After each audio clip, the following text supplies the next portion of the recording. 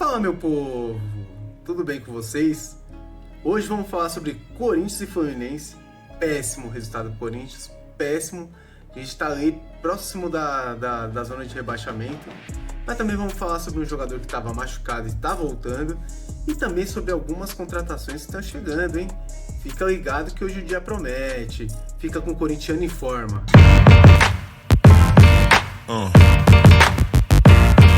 Então, pessoal, vamos começar a falar sobre Fluminense e Corinthians 1-1 no clássico Silvio Santos. Cara, tinha um jogo pro Corinthians ganhar, era esse jogo do sábado aí. O Fluminense tava com o time todo mexido, o Corinthians também, mas teoricamente o time que entrou em campo no sábado era o time titular do Corinthians. O Corinthians deveria ter ganhado o jogo. O jogo não foi bom, foi um jogo bem fraquinho, para falar a verdade. Muitos erros técnicos, várias jogadas erradas, toques errados. Às vezes dava a impressão até que os caras não eram profissionais, porque, porra, dois times grandes daquele lá, errando tanto passe, tanta jogada assim. Mas vamos lá. O Hugo Souza novamente salvou a gente, né? Aquela defesa que ele fez, caramba, se o Fluminense faz aquele gol, a gente tava ferrado. Mas assim, mais uma vez ele jogou muito bem. Então assim, o Hugo Souza foi muito bem, tá muito bem. Nem parece que o Hugo Souza nasceu no Rio de Janeiro, parece que ele nasceu em São Paulo e no Corinthians. Então assim, o moleque tá indo super bem, mais uma partida ótima. Agora a gente também tem a dúvida aí do Thales Magno, começou a jogar, se machucou, né? Pelo que a gente tava vendo ali, saiu machucado. Tomara que não seja nada nem de grave, nem nada. Que o jogador possa já jogar na terça-feira contra o Red Bull, mas se não puder jogar na terça, que esteja bem para jogar contra o Fortaleza, que vai ser um jogo duro pra gente, hein? Mas falando do jogo em si, que jogo fraco. Caramba, como o Corinthians jogou mal. Jogamos com 3 zagueiros. Eu não entendi as substituições também. Acho que o Ramon Dias não foi bem nas substituições. Tirou o Garro, sem motivo algum, assim. Até porque, teoricamente, esse é o time titular. O Garro deveria jogar a partida toda. Porque na última, ele estava na reserva. Então, assim, essa equipe, os jogadores que entraram, a maioria deveriam fazer o jogo completo, né? Jogar o jogo todinho, né? Eu gostei, pelo menos um pouquinho, do Bidu na lateral esquerda, né? Que o Bidu é bom, que eu achei que ele foi melhor que o Hugo. Outro também que eu achei que foi bem foi o Mateuzinho, também que não é um jogador espetacular.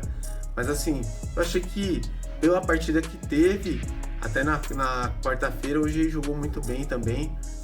Bem, né? Na medida do possível. Muito bem em relação àquela partida ali, né? Mas jogou bem. Agora, cara, é complicado até a gente elogiar esses caras, porque assim, cara, não são jogadores para o Corinthians, na minha opinião. Mas é o que a gente tem. Pelo que o Corinthians jogou, e não jogou porcaria nenhuma, esses caras jogaram mais ou menos, então jogaram mais que os outros. Agora, caramba, o que o Pedro Raul fez, mano, naquela jogada? Fala pra mim, o que dá na cabeça de um profissional largar a chance clara de gol pra trocar por uma falta? Uma teórica falta. Porque até então o juiz não tinha apitado. Não tinha... Ó, o Pedro Raul, eu acho que na cabeça dele pensou o quê? Se eu parar, o juiz vai dar falta. Ele era o último homem, vai expulsar o jogador. Péssima ideia. Até porque o juiz nem falta deu. O cara encostou no Pedro Raul. Poderia ser interpretado como falta? Sim. Ele tinha claramente a chance de fazer o gol. E saiu na cara do gol e tava com o goleiro ali pra fazer o gol. E o cara pega e desiste da jogada. Pô, isso aí é péssimo. Nem quero falar o que eu penso em relação a uma atitude dessa, né? Tipo, falta um pouquinho de inteligência pro jogador, né? Porque não tem explicação. Não tem explicação fazer aquilo. E outro lance polêmico foi aquela falta lá, mequetrefe lá, que fizeram lá. Que às vezes, sei lá se foi falta, viu? Porque, assim, no primeiro momento, quando o cara roubou a bola, eu falei, puta, foi falta, né? Eles vão voltar e vão marcar a falta. Aí você começa a ver o replay, aí você vê que o jogador parece que nem encosta direito, o jogador já tá se jogando. Mas é difícil o juiz não dar uma falta daquela. Porque assim, no campo do Fluminense, torcida do Fluminense lá, o cara no Maracanã, o jogo sendo transmitido, eu duvido que o juiz não marcaria aquilo lá. Duvido, tanto que foi o VAR que chamou, né, pra ele poder analisar a jogada. Mas assim, eu acho que, já que entendeu que foi falta, é uma falta muito clara. Se é uma falta muito clara, tava na visão dele, por que ele não marcou na hora? Então isso que eu não entendo. Outras coisas que eu não entendo é assim, tem jogadas contra o Corinthians que é uma falta clara, mas o VAR não fala nada. Aí passa um pouquinho quando toma um gol, aí não volta um lance, aí você vê alguns impedimentos que é gol do Corinthians, os caras nem voltam mais o replay para mostrar, eles mostram só ali, parou, vai rapidinho e segue. Tem coisas estranhas acontecendo, de verdade. Não sou chorão, eu acho que o time também não ajuda, não é só a arbitragem que não ajuda o Corinthians. O time não ajuda. O time é fraco, não ajuda. Se o time ajudasse, a gente não precisava ficar falando de arbitragem, sabe? Mas assim, algumas coisas me incomodam, assim. Linha de impedimento, aquele impedimento contra o Juventude. Uma coisa que me incomoda muito é que a CBF, você entrava no site da CBF, você pegava os lances do VAR, tinha lá. Os caras sumiram, não tem mais. Só se voltar agora, mas não tinha até esses dias que eu tava olhando. Então assim, é chato, sabe? A gente fica brigando com uma coisa que, não sei, mano, parece que tá meio encaminhado algumas situações aí, mas vamos deixar pra lá isso aí. Vamos falar sobre o nosso futuro, né? Que o próximo jogo do Corinthians pelo Campeonato Brasileiro é contra o Fortaleza lá. E lá é complicado, hein? A gente sabe porque a gente perdeu a Sul-Americana no ano passado, Fortaleza lá.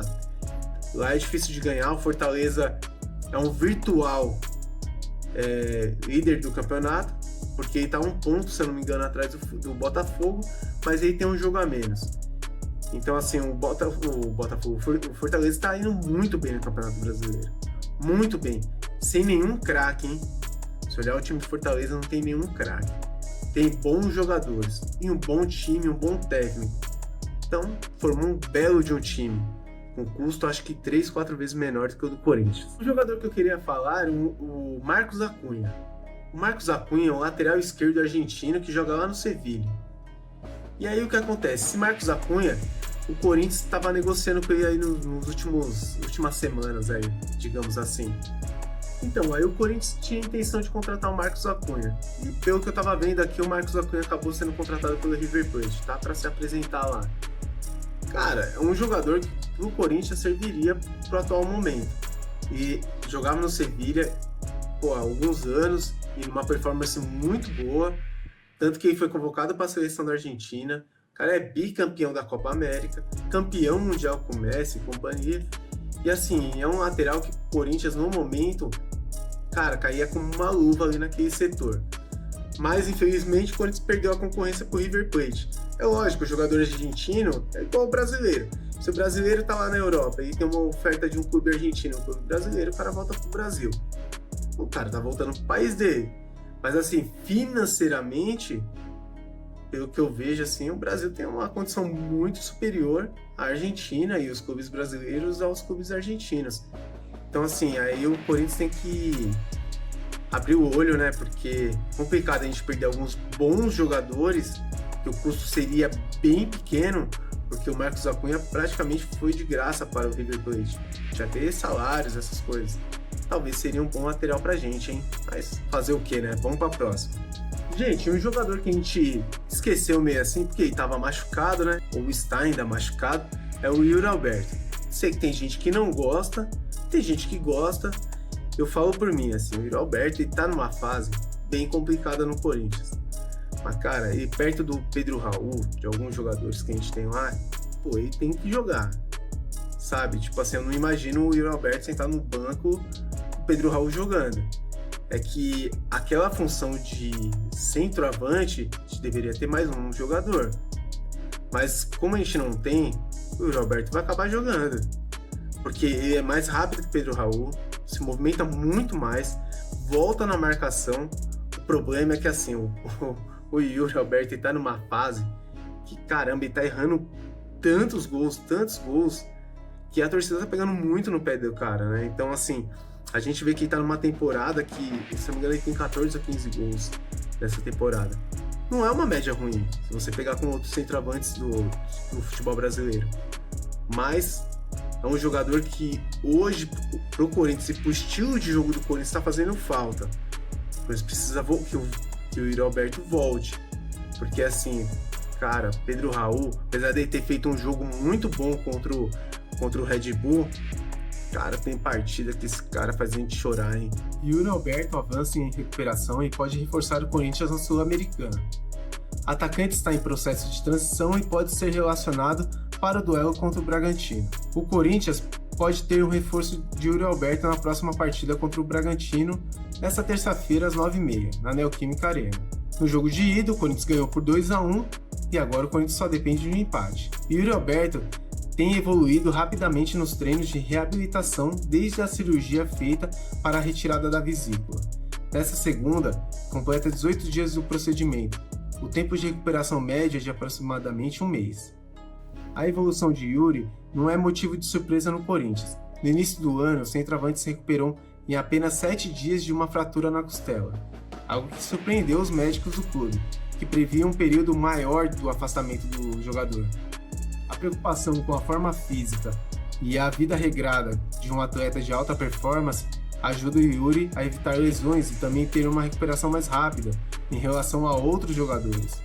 Mesmo criticado por boa parte da torcida por perder muitos gols, isso acontece mesmo e perde bastante.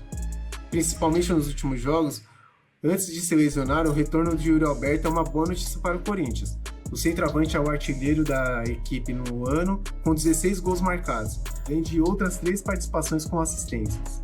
E o volante venezuelano Martínez se despede do time dos Estados Unidos e é aguardado aqui no Corinthians para exames. José Martínez se despediu-se do Philadelphia Union no sábado e é aguardado pelo Corinthians nos próximos dias, para realizações de exames médicos e assinatura de contrato. O volante de 30 anos e o atacante Héctor Hernández, esse também está para chegar, devem ser anunciados pelo clube em breve. No sábado, Martínez entrou em campo pela última vez pelo Philadelphia Union, em jogo válido pela Leagues Cup, que classificou a equipe para a semifinal do torneio. O volante entrou nos acréscimos e converteu o primeiro pênalti na disputa, que teve seu time como vencedor. Martínez foi ovacionado pelos torcedores e se despediu-se da torcida e da equipe. O jogador é esperado pelo Corinthians no início dessa semana para a realização de exames médicos e assinatura de contrato.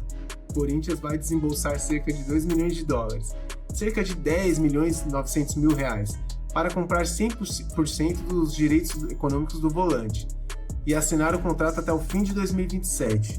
E agora vamos falar sobre Héctor Hernández. O atacante espanhol desembarcou no Brasil no sábado e realizou exames médicos. Héctor deve assinar o contrato nesta segunda-feira e ser anunciado pelo Corinthians como reforço. No entanto, o jogador só pode entrar em campo, neste momento, no Campeonato Brasileiro. As inscrições para as oitavas de finais da Sul-Americana foram encerradas. Hernández foi sugerido pelo Cifute e teve a aprovação da comissão técnica de Ramon Dias. Os números dos centroavantes agradam, bem como as condições do negócio, mais baratos por se tratar de um atleta livre de contrato. Héctor Hernández defendeu o Chaves de Portugal na última temporada, sendo companheiro do goleiro Hugo Souza. Ele marcou 14 gols em 34 jogos. O centroavante começou a carreira no Atlético de Madrid e passou por muitos clubes. O último clube dele é o Chaves de Portugal. E esse é mais um boletim de notícias do Timão. Eu peço para você se inscrever em nosso canal, compartilhe nossos vídeos com seus amigos aí e também deixa aquele like lá, porque isso fortalece o nosso canal e nosso canal cresce cada dia mais, tá bom? E aqui é o lugar que você vai ter voz e vai ter vez. Corintiano Informa. Até a próxima. Valeu!